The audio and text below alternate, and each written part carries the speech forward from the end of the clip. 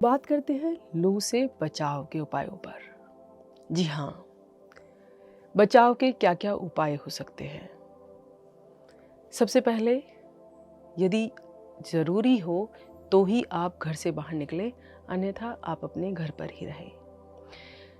घर से बाहर निकलने से पहले आप 1 गिलास ठंडा पानी अवश्य पिएं। यदि घर से बाहर आपको जाना पड़ रहा है और आपको पता है कि आप दोपहर के समय ही बाहर जा रहे हैं, तो आपको छाता लेकर जाना चाहिए और अपनी आँखों को गर्मी से बचाने के लिए चश्मा भी पहनना चाहिए। यदि छाता लेकर जाना संभव नहीं है आपके लिए, तो आप टोपी पहन सकते हैं या फिर कोई इस प्रकार का सूती कपड़ा, हल्के रंग का या सफ़ेद रंग का सूती कपड़ा लीजिए, जिससे आप अपने सर को और अपने चेहरे को ढक सकें। चेहरे को ना भी ढक पाए तो अपने सर को आप अवश्य ढकिए, जिससे आपको अधिक गर्मी नहीं लगेगी और लू से भी बचाव होगा।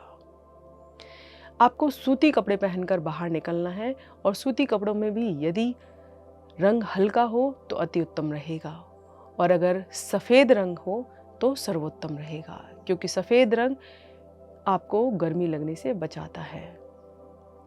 इसके अलावा आप अपने दाएं कान में रुई लगा सकते हैं।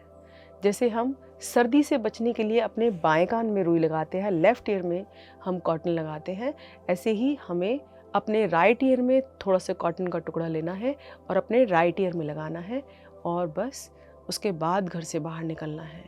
आपको लू बिल्कुल नहीं सताएगी, आपको गर्मी नहीं लगेगी। गर्मी लगेगी किंतु उससे कोई नुकसान नहीं होगा आपको। इसके अलावा आप अपने साथ एक प्याज रख सकते हैं, जिससे आपको लू नहीं लगेगी। बेशक आप प्याज नहीं खाते हैं, लेकिन जो भी आपका बैग है या जिसमें भी आप जो भी साथ में लेकर जाते हैं कुछ सामान, उसके अंदर आप उसको रख सकते हैं, जिससे आपको लू नहीं लगेगी। तो ये थे कुछ बचाव के उपाय। यदि आपको लू से बचना है तो इन उपायों को आप ज़रूर शामिल कीजिए। अब यदि किसी को लू लग ही जाती है और वहाँ पर डॉक्टर उपलब्ध नहीं है, तो आपको क्या करना है? सबसे पहले उस व्यक्ति को आपको ठंडी जगह पर लेकर जाना है। इसके अलावा आपको उसके पैरों के नीचे तकिया लगाना है या उसके पैर थोड़ा शरीर से ऊंचे उठाने हैं, जिससे कि ब्लड का सर्कुलेशन उसके ब्रेन की तरफ रहे। यदि वह व्यक्ति जागृत अवस्था में है तो उसे बार बार पानी पिलाना है, थोड़ा थोड़ा करके पानी पिलाना है, और यदि वह मूर्छित हो गया है तो उसके शरीर पर पानी के छींटे देने हैं। पानी के छींटे देने के साथ साथ तुरंत डॉक्टर को बुलाना है, क्योंकि ऐसा ना हो कि यह जो समस्या है वह विकराल रूप ले ले। लू लगने का एक बहुत ही सामान्य सा कारण ये है कि आप अपने घर के एसी में बैठे रहते हैं और तुरंत ही उठकर बाहर चले जाते हैं। चिलचिलाती हुई गर्मी से आप बाहर से आए हैं और तुरंत एसी को चलाकर आप एसी में बैठ जाते हैं, जिससे शरीर का तापमान आपका एडजस्ट नहीं हो पाता है। बाहर गर्मी थी, आप चलते हुए एसी में, चिल्ड एसी में आकर आप बैठ गए, और या फिर आपने चिल्ड पानी पी लिया, उस कारण भी आपके शरीर का जो थर्मोरेगुलेटरी सिस्टम है वह डिस्टर्ब हो जाता है। तो ऐसी गलती भी आप ना करें। या तो आप जब आप गर्मी से बाहर से आए हैं तो थोड़ी देर आप नॉर्मल पंखा में बैठे, नॉर्मल पानी पिए, उसके बाद एसी में जाएं, और या फिर जब आप एसी में बैठे हैं और आपको बाहर जाना है तो उससे 5, 10, 15 मिनट पहले आप एसी को बंद कर दें, तब आप बाहर जाएं। तो आपको इस तरह की समस्या का सामना नहीं करना पड़ेगा। तो अब बात करते हैं प्राणायाम की। लू से बचने के बहुत ही कारगर प्राणायाम है शीतली प्राणायाम और शीतकारी प्राणायाम, जिसे आप कहीं पर भी कर सकते हैं। जी हाँ, आप अपने ऑफिस में भी कर सकते हैं। शीतली प्राणायाम बहुत ही सरल प्राणायाम है और उसे कोई भी कर सकता है। कैसे करना है? देखिए, जिह्वा को बाहर निकालिए और दोनों तरफ से उसको मोड़ लीजिए, नलीनुमा बना लीजिए। अब ये जो नलीनुमा जीभ हमारी बनी है, इसके भीतर से आपको श्वास भरना है।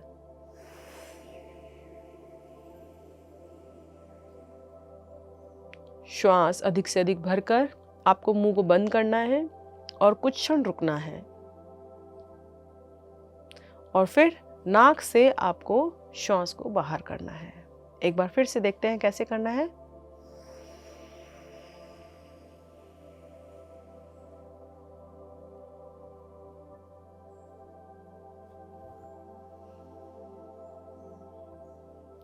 जीभ को बाहर निकालना है, दोनों ओर से जीभ को मोड़ना है, ननी लूम्पा बनाना है।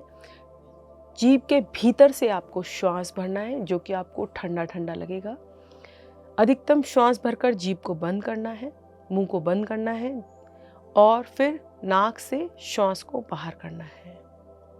अब किनको यह प्राणायाम नहीं करना?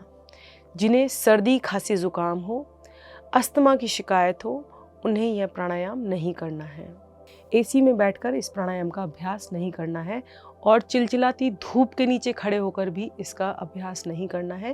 किसी ठंडक वाली जगह पर, पेड़ के नीचे, या फिर जब आपके सर पर कोई छत हो किसी भी प्रकार का, तभी आपको यह प्राणायाम करना है।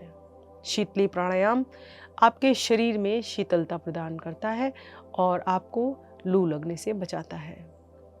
चलते हैं अगले प्राणायाम पर। अगला प्राणायाम है शीतकारी प्राणायाम।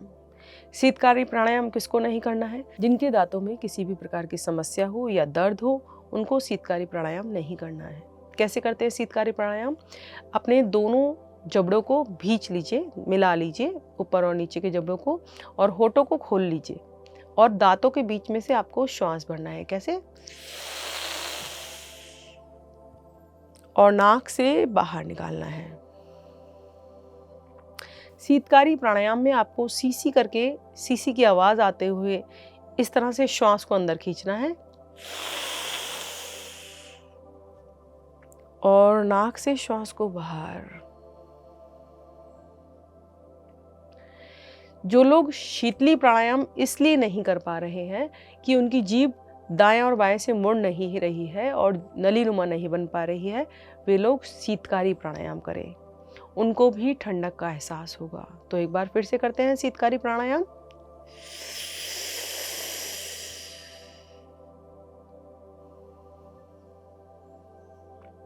जब आप अपने दोनों दांतों को मिलाकर रखेंगे, ऊपर और नीचे के दांतों को, तो जीभ को पीछे की तरफ थोड़ा हटा कर रखना है, क्योंकि अगर जीभ दांतों से लग जाएगी तो हवा अंदर की तरफ नहीं खींची जा सकती। तो एक बार और अभ्यास करते हैं शीतकारी प्राणायाम का।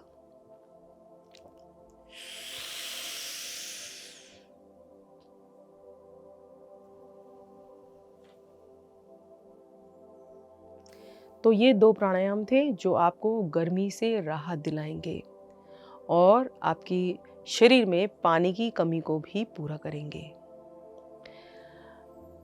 अगला एक और प्राणायाम हम करते हैं जिससे हमारे शरीर के टॉक्सिन्स बाहर निकलते हैं, वह है प्लावनी प्राणायाम। प्लावनी प्राणायाम में अपने दोनों हाथ घुटनों पर रख लीजिए। अब अपने होठों को गोल कीजिए, इस तरह से गोल कीजिए और घूट घूट करके आपको श्वास को भीतर लेना है, जैसे आप पानी पीते हैं ऐसे।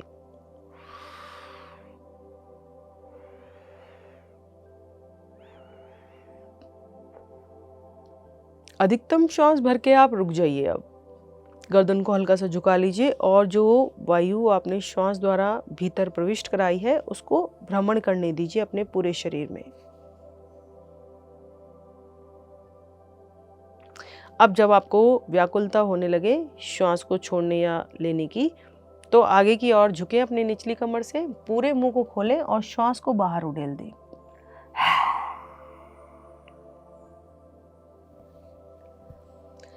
तो एक बार और अभ्यास करते हैं प्लावनी प्राणायाम का। कैसे करना है? आपको किसी भी आसन का चयन करना है, कमर और गर्दन को सीधा रखना है। अब होठों को गोल कीजिए और घूट घूट कर श्वास को अंदर लीजिए।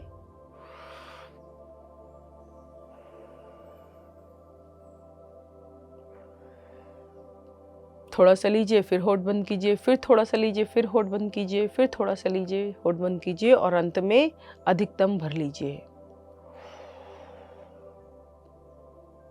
गर्दन को हल्का सा झुकाएं, रुकें भरे हुए श्वास में।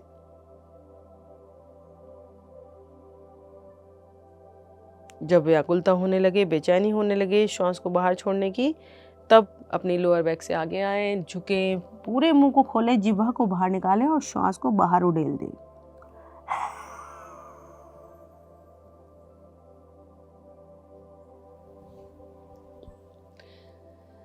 तो ये था प्लावनी प्राणायाम। तो बात करते हैं किस तरह का भोजन हम प्रयोग में लाएं जिससे हमें लू ना लग पाए। तो पहले बात करते हैं क्या क्या हमें नहीं खाना है। हमें तला हुआ भोजन, मिर्च मसाले वाला भोजन, गरिष्ठ भोजन अवॉइड करना है लू लगने पर या फिर लू लगने से बचने के लिए। कोल्ड ड्रिंक्स या फिर बहुत ज़्यादा ठंडे पेय पदार्थ हमें कुछ देर के लिए तो राहत देते हैं, लेकिन उसके बाद हमारे शरीर के लिए घातक बन जाते हैं। तो आपको अवॉइड करने हैं एक्सट्रीम ठंडे पेय पदार्थ जो कि बहुत ज़्यादा ठंडे हैं और आपके शरीर की थर्मोरेगुलेटरी सिस्टम को बिगाड़ देते हैं। अब आपको क्या खाना है? आपको ठंडी तासीर वाले भोजन का उपयोग करना है। ठंडी तासीर जैसे लस्सी, नींबू पानी और बहुत सारे तरह के शरबत, जिसमें फालसे का शरबत, खरबूजे का शरबत, नींबू पानी, तरबूज का शरबत इत्यादि आते हैं। इसके अलावा आपको हरी पत्तेदार सब्जियों का भरपूर मात्रा में उपयोग करना है और खीरा और ककड़ी सलाद में ज़रूर खाना है। दही के अंदर बहुत ही सारे प्रकार के रायते बनते हैं। कच्ची सब्जियों को रायते के रूप में भी उपयोग में ला सकते हैं। यदि आपको जूस पसंद है तो आप घिए का जूस पीजिए, करेले का जूस पीजिए, वह भी आपके इम्यून को बढ़ाने में सक्षम है। और विशेष बात कि आपको पानी प्रत्येक दिन उचित मात्रा में पीना है। यदि आपको ऐसे अंदाज़ा नहीं लगता है कि आपने कितना पानी पिया है तो आप 2 लीटर, 4 लीटर इस तरह की बोतलें अपनी भर के रख लीजिए पानी की, और दिन ख़त्म होते होते वो पूरा पानी आप पी लीजिए। तो आपको पता लग जाएगा कि आपके शरीर में कितना पानी गया। तो अब बात करते हैं हम आज के अपने घरेलू नुस्खे की। घरेलू नुस्खे में हमारे पास 2 बहुत ही विशेष पेय पदार्थ हैं। पहला, नारियल पानी।